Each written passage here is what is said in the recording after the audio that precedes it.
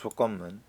if문은 뭐 일반적으로 C나 자바나 파이썬까지 모두 다 동일하게 언어를 쓰게 되게 있는데요. 딱 하나 차이점이 있다면 이제 다중 if문을 구성하게 됐었던 부분에서 파이썬 같은 경우에는 else if가 아닌 elif라고 하는 이 부분을 쓴다라고 하는 거에 대한 차이점이 하나 있을 것 같습니다. if문을 공부하실 때는 일단 기본적으로 저희가 3학년 산자라고 했었던 이 부분과의 비교 또는 변환 이렇게 했었던 부분들을 같이 봐주시게 되면 되고요. if문이라고 했었을 때 우리가 기본적으로 이 다중 if문과 중첩 if문을 이제 많이 쓰게 되는데 이렇게 if 안에 다른 조건, else if와 if 안에 같은 if 요 부분과 if가 그냥 기본적으로 이렇게 따로 같은 라인에서 같은 들여쓰기 없이 같은 라인에서 있었던 이 부분들에 대한 차이점을 코드로 실행해 보시게 되면서 문제에서 함정으로 나올 수 있었던 부분들에 가장 크게 집중해 주시면 좋을 것 같습니다.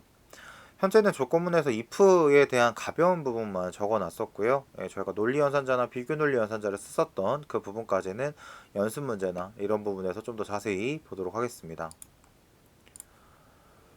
다음은 스위치문입니다. 스위치문과 브레이크문 같은 경우에는 현재 스위치문은 파이썬에서는 존재하지 않습니다. 물론 이제 파이썬 같은 경우에는 기본적으로 언어를 뭐 사용자가 추가를 하거나 변경할 수도 있기 때문에 뭐 스위치문과 비슷한 스위치문과 좀 뭐 흡사한 그 부분을 만들었다고 하나 공식적으로는 스위치문은 파이썬문에는 없죠. 자바랑 C 언어에서 쓰이긴 하는데 저는 사실 스위치문 같은 경우에는 이쪽에서 썼던 이 케이스 또는 이제 케이스 if 또 여러 가지에 대한 형태가 나오게 되는데 스위치 케이스는 결국 위에서 아래로 떨어진다 라고 했었던 이 구조에 대한 부분을 집중적으로 와주시게 되면 너무 좋을 것 같아요. 사실 위쪽에 있었던 부분과 아래쪽에 있었던 부분이 이 브레이크의 유무에 따라서 연속적으로 실행되냐 아니면 해당하는 부분만을 실행하고 나서 탈출을 하냐 라고 했었던 부분으로 스위치 케이스문을 많이 보게 되는데요. 이번에 프로그래밍 기능서 실기에서는 충분히 나올 수 있겠다라고 했었던 부분을 제가 잡았었던 부분은 바로 이 부분입니다. 우리가 지금까지 일반적인 코드를 보게 됐을 때 스위치 케이스문에서 디폴트는 맨 마지막에 위치에 두긴 했었었는데요. 디폴트는 사실 어디에 있어도 상관이 없습니다. 어디에 있어도 상관없이 하나만 존재해야 되는 이 특징을 갖고 있는데요. 이 부분에 맞춰서 문제가 충분히 나올 수 있기 때문에 그 부분도 같이 코드로 직접 쳐보시게 되면서 보시면 될 것 같습니다. 스위치 케이스문에 대해서 집중적으로 보셔야 되는 부분은 바로 이 스위치 옆에 있는 식과 이 케이스 옆에 있어서 값, 이 두 가지의 연관성, 이 부분을 꼭 기억해 주시면 좋을 것 같습니다.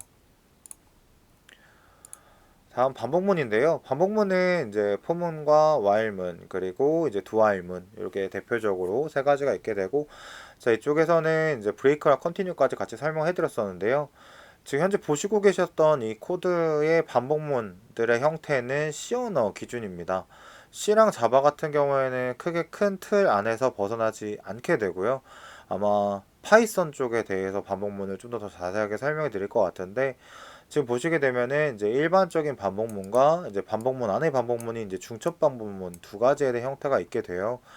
했을 때 출력하는 그 부분들에 대한 이 두 가지의 부분들에 대한 연관성과 비교에 대한 부분을 꼭 참고해 주시면 좋을 것 같고 또 한 가지는 반복문 포문 같은 경우에는 이 준비, 시작, 이제 조건이라고 했었던 초기식, 조건식, 증감식에 대한 부분을 언제든지 한 칸씩은 비워놓게 되더라도 인피니티, 즉 무한으로 반복하게 되면서 실행할 수 있기 때문에 그 부분들에 대한 차이점도 같이 봐주시게 되면 좋습니다.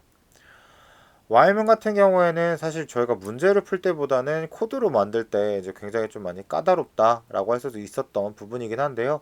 반복문과 비교해 봤을 때, 포문과 비교해 봤을 때 반복문 바깥쪽에 초기값이 위치되어 있습니다. 마찬가지로 포문에서는 여기 위쪽에서 보시게 되면은 초기식, 조건식, 증가식이 가운데 있긴 하겠지만 와이문에서는 초기값을 먼저 선언해 주고 난 뒤 조건을 만족할 때까지 이 실행문이 반복한다. 이렇게 생각해 주시면 좋을 것 같고요. 두 while문은 다른 반복문과 다르게 해당하는 조건을 만족하지 않더라도 조건이 맨 마지막에 있기 때문에 위쪽에서 적어도 딱 한 번은 실행된다 라고 했었던 저 부분이 가장 중요하겠죠. 브레이크와 컨티뉴문 같은 경우에는 해당하게 됐었던 구문 안에서 이 구문은 브레이크문은 이 부분들 얘를 포함하고 있었던 이 중괄호의 이제 구조를 탈출하게 되고 컨티뉴는 해당하는 구문의 사실 맨 아래쪽으로 이동한다라고 보시면 되게 좋을 것 같아요. 즉 아래에 있었던 반복을 건너뛰고 아래쪽으로 이동해서 다시 마찬가지로 이 부분에서 위쪽으로 올라가게 됐었던 이 부분으로 보게 되는 거죠. 그러다 보니 이제 어디에서는 이제 컨티뉴를 설명하다 보게 되면 컨티뉴 구분은 위로 갑니다. 이렇게도 표현하긴 하는데 정확하게 됐었던 식으로 보시게 되면 컨티뉴는 해당하게 됐었던 반복을 건너뛰고 아래쪽 반복으로 실행해서 다시 조건을 물어보게 되는 형식으로 돌아가게 됩니다. 그 부분을 꼭 비교해서 봐주시면 좋을 것 같아요. 예상 문제 보도록 하겠습니다. 이제 1번 문제부터 한 번씩 풀어볼 건데요. 해당하는 부분은 if문이네요. 자, A랑 B가 선언되어 있었을 때 A가 B보다 크면 A가 B보다 크지 않으면 B를, 그리고 여기에서 프린트는 C라고 해서 C를 출력한다라고 했어요. if라고 했었던 이 부분에서 조건을 만족하게 되면 아니면 요걸 출력하고, 요 아래쪽에 있었던 부분 같은 경우에는 위와 아래와 상관없이 무조건 출력을 하게 되는 부분이기 때문에 3은 5보다 크지 않아서 B가 출력이 되고, 이때 escape문이나 이런 부분이 아무것도 없기 때문에 C가 바로 붙어서 이렇게 출력을 하게 됩니다. 뒤쪽에서 나와 있을 또는 이제 또 전공자분들도 한 번씩 이제 들어봤던 이제 예외 처리 형태랑 좀 비슷하게 구조를 문제를 한번 만들어 봤습니다. 자, 다음 문제는 이제 if 문제인데요. 똑같이 이제 중첩 if 문입니다. 보시게 되면 x가 5보다 크게 되면 이라고 했기 때문에 x는 10이기 때문에 5보다 크기 때문에 해당하는 c는 아예 가지 않습니다. 이때 x가 20보다 또 작으면은 a를, 그렇지 않을 경우에는 b를 출력하라 라고 했기 때문에 x는 10이어서 5보다 크고 20보다 작기 때문에 a를 출력하게 되고 끝나게 되게 되는 거죠. 이때 마찬가지로 사실 코드를 쓸 때도 보시게 되면 아시겠지만 이 들여쓰기에 대한 부분을 꼭 잘 봐주시게 되면 좋을 것 같습니다. 자, 3번 문제도 이제 비슷하게 문제를 한번 만들어 봤었는데요. x라고 했었던 부분을 마이너스 5라고 했었던 부분을 줬습니다. 이때 x를 비교를 하지 않아요. 비교를 하지 않게 됐는데 이거는 무슨 의미가 될까요? 라고 했던 부분인 건데, 해당하는 맨 위쪽 부분의 include, 지금 해당하는 코드는 C 언어 문제입니다. C랑 자바랑 파이썬과 조금 다를 수 있긴 하겠지만 C에서는 이제 true라고 하는 거랑 false라고 했던 부분에서 true는 1, false는 0으로 구분 지어지게 됩니다.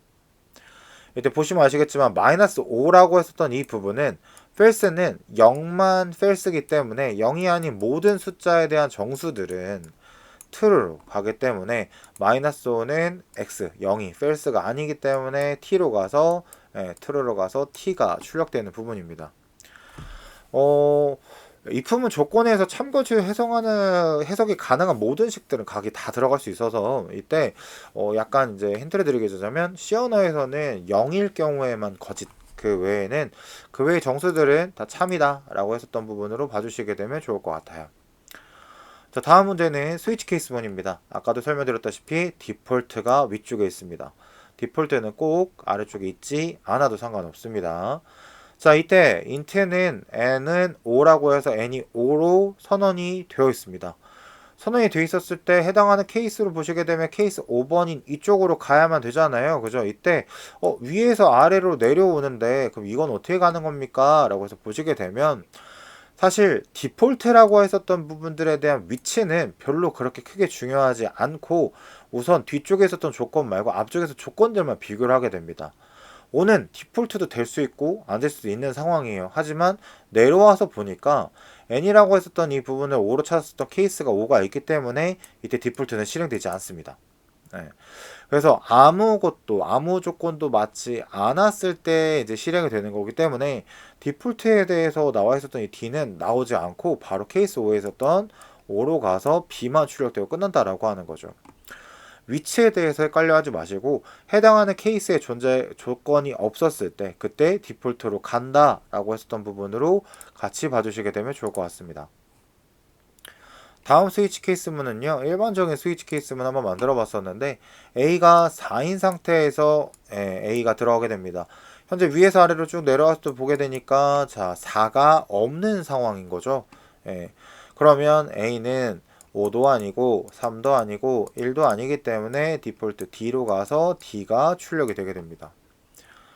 만약에 A 값이 얘가 3이었다라고 하게 되면 케이스를 만족하게 됐었던 3이 있었기 때문에 B, C, D가 같이 출력이 되겠죠. 물론 출력하게 됐었던 부분은 이렇게 오른쪽으로 쓰긴 하지만 제가 보기 편하게 편의상 이렇게 한번 썼습니다.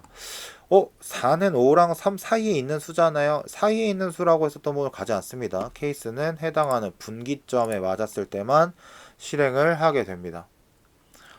다음은 이제 반복문과 조건문이 같이 있었던 부분입니다. 이때 i는 1부터 이쪽에 있었던 부분이 비어있다 라고 하게 되면 해당하는 부분은 무한으로 들어가게 됩니다.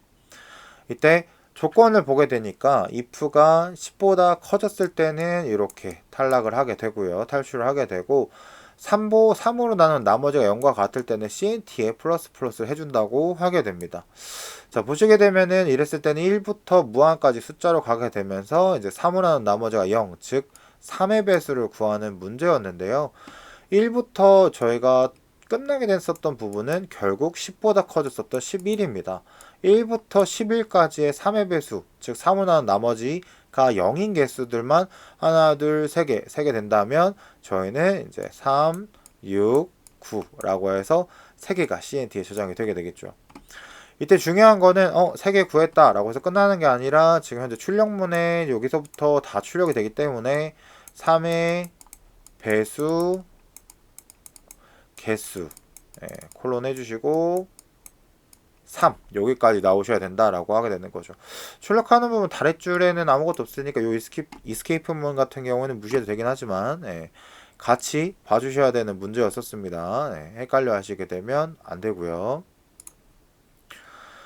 7번입니다. 7번도 이제 반복문 안에 if문을 넣는데요. 1부터 5 이하까지입니다. 이때 능까지 있기 때문에 이 코드는 1, 2, 3, 4, 5까지 돌게 되는 총 5번에 대한 코드가 돌게 되면서 i가 2랑 같거나 i가 4인 경우에는 continue, 즉 요게 코드가 아래쪽 구분을 실행하지 않고 아래쪽으로 가서 다시 올라간다 라고 이제 설명을 해드렸죠. 즉 2랑 4일 때는 출력하지 않는다라고 하는 겁니다.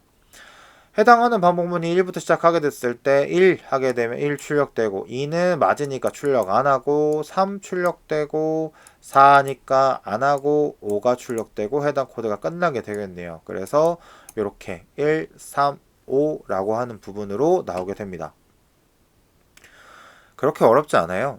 그렇게 어렵지 않고 하나씩 봐주시게 되면 되실 것 같습니다. 8번은요, 반복문에서 i는 1부터 i가 5 이하까지 좀 마찬가지로 1, 2, 3, 4, 5까지 가게 되네요. 가게 되면서 sum 플러스는 i 곱하기 2, 즉 sum이라고 했었던 이 부분에다가 복합된 연산자로 i 곱하기 2를 누적해서 더해주고 있습니다. 그럼 여기서 또 모든 부분들을 다 더해서 해주는데 곱하기가 먼저기 때문에 물론 복합된 연산자에서도 마찬가지로 곱하기 연산을 먼저 하겠죠. 해당하는 부분을 2로 곱한 2, 4, 6, 8, 10이라고 했었던 이 부분을 곱했을 때 나왔었던 모든 숫자를 누적시킨다. 즉 해당하는 모든 숫자를 다 더하게 되면 30이 나온다 라고 했었던 부분으로 볼 수가 있게 됐네요. 자, 다음 문제는 이제 반복문에서 또 똑같이 나오게 됐었던 부분인데 i가 1부터 n까지 가게 된다고 하게 됩니다. 이때 n은 2하기 때문에 12까지 가서 1부터 저희가 12까지 가게 된다 라고 하는 걸 알 수 있죠. 이때 n을 i로 나눈 나머지가 0과 같을 때만 개수를 더한답니다. n이라고 했었던 이 부분은 계속 고정으로 변하지 않았던 12이기 때문에 12를 우리가 i라고 했었던 이 부분으로 계속 1부터 12까지 증가를 하게 되면서 나누어서 떨어지는 0인 것의 개수를 구한다라고 하는 거죠. 어떻게 보게 되면 해당하는 코드는 약수를 구한다, 약수의 개수를 구한다 라고 볼 수도 있긴 하게 됐네요. 그럼 1부터 12까지 가게 되면서 나눠지게 되는 숫자 1, 2, 그리고 10이니까요. 3, 4, 6, 그리고 12 이렇게 할 때는 다 나누어 떨어지겠네요. 예. 총 개수는 6개가 나온다 라고 하는 걸 알 수 있습니다. 디버깅이라고 했었던 부분이 예전에는 뭐 노트 또는 약간 뭐 줄 뭐 이렇게 표 이렇게 있었던 적도 있었었는데, 사실 저는 수업을 하거나 하게 됐을 때도 자연스럽게 자기가 할 수 있는 대로, 알아볼 수 있는 대로 그냥 빠지지만 않게끔 이라고 했었던 말을 굉장히 많이 합니다. 저도 쓸 때마다 계속 바뀌긴 하는데, 해당하는 코드에 항상 보셨을 때는 앞에랑 뒤, 그죠? 처음과 끝, 그리고 중간, 그리고 단계 이렇게만 밟아가시게 되면 됩니다. 자, 10번 문제 보도록 하죠. 해당하는 코드는 1부터 2까지 가네요. 그럼 얘는 1, 2까지 가게 되면서 또 J는 1부터 3까지 가네요. 1, 2, 3까지 가게 됩니다. 이때 이 부분을 더해서 하나씩 출력한대요. 이 부분을 표로서 한번 보게 되면은 i가 1일 때 그리고 2일 때로 가게 되면서 J는 1, 2, 3 그리고 1, 2, 3 이렇게 증가한다라고 하는 걸 볼 수 있습니다. 예, 뭐 마찬가지로 i가 한 번 돌게 됐을 때 j가 여러 번, i가 한 번 돌았을 때 j가 다시 또 여러 번 이렇게 돈다라고 하는 거죠. 이때 각각의 i, j를 이제 i랑 j를 더했던 값을 띄어쓰기로 출력을 하고 있죠. 띄어쓰기로 출력하기 때문에 1과 2를 더해서 2, 1과 2를 더해서 3, 1과 3을 더해서 4, 2와 2를 더해서 3, 2와 2를 더해서 4, 2와 3을 더해서 5 이렇게 띄어쓰기로 나오게 되겠네요. 이 부분도 방금 말씀드렸던 것처럼 또 이제 틀에 얽매이지 않으시고 내가 볼 수 있는 대로 하게 되면서 하나씩 해보시게 되면 좋을 것 같습니다.